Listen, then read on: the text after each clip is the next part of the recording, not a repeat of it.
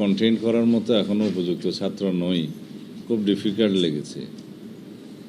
আপনাদের অনেকের বক্তব্য আমি এই জন্যই শেষের দিকে মনোযোগ দিতে পারিনি। আপনারা বোধহয় খেয়াল করছেন আমি কানে মেশিন লাগিয়ে কিছু কিছু শুনছি, কারণ এখন এভরি মোমেন্টে কিছু কিছু ডেভেলপমেন্ট হচ্ছে।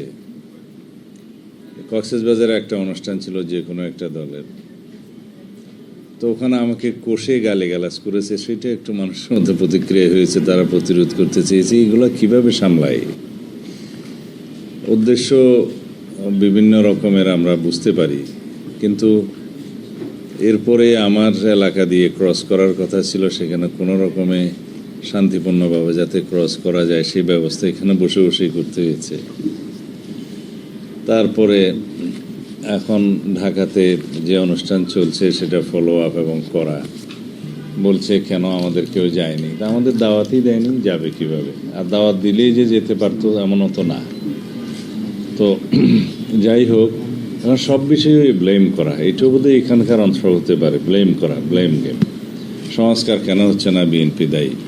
আমি প্রতিনিয়ত মিডিয়াতে বলছি, ওখানে বলছি যে সংস্কারের যখন কেউ দন্তের স উচ্চারণ করে নাই, তখন আমরা সংস্কারের প্রস্তাবনা দিয়েছি আরও 2 বছর আগে।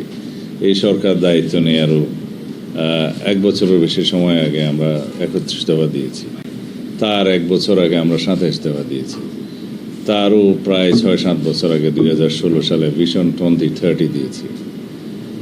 এখন সবগুলো কম্পাইল করে ওই 31 দফাটা লেখার দায়িত্ব আমার ছিল। আমি যে বাইরে একদম বেকার ছিলাম তা ভাবার কোনো কারণ নেই।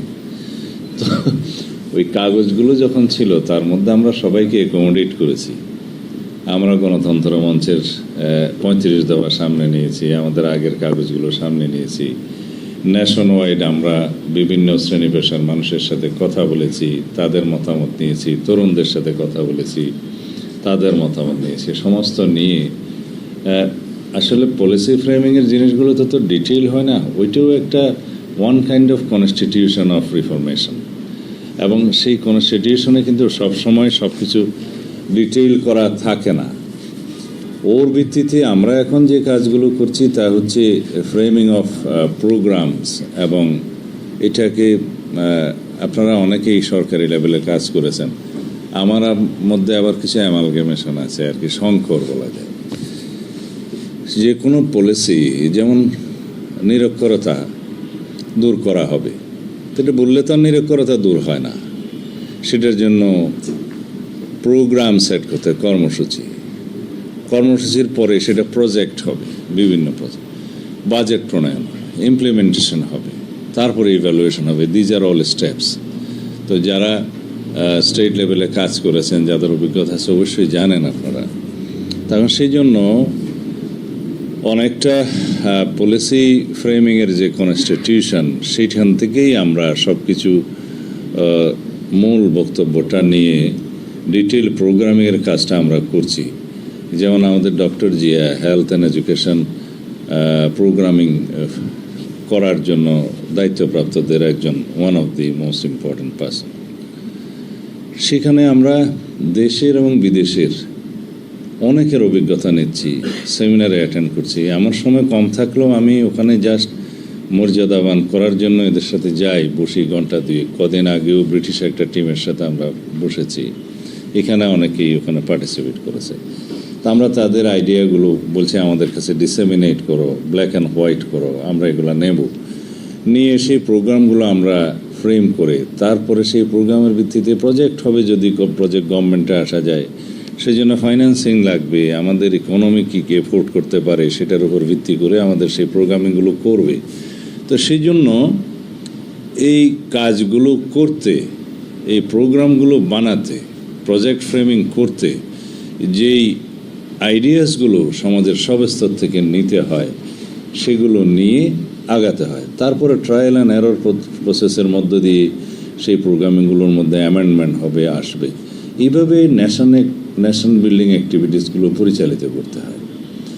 আমি কোথা থেকে শুরু করলাম জানি না, তো যেহেতু স্বর্গ মানে গেলেও ডেকে বাঁধে, ওই হিসাবে বললাম আর কি।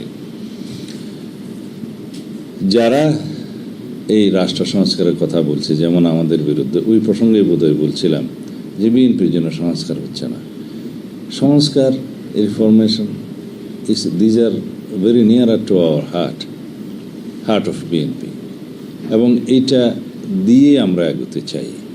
আমরা বাংলাদেশে এমন পলিটিক্যাল কালচার রিপ্লেস করতে চাই, যে পলিটিক্যাল কালচার, যে আইডিওলজি এবং যে প্র্যাকটিস আগের রটেন পলিটিক্যাল কালচারকে রিজেক্ট করবে, মানুষের কাছে অ্যাকসেপ্টেড হবে আমাদের নতুন কালচার।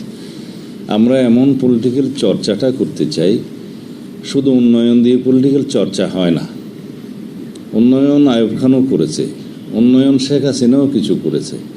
উন্নয়ন দিয়ে মানুষের কাছে পলিটিক্যাল কালচার কখনো প্রচলন করা যায় না, অ্যাকসেপ্ট করা যায় না, ডিপ রুটেড করা যায় না, মানুষের হৃদয়ের মধ্যে নেওয়া যায় না।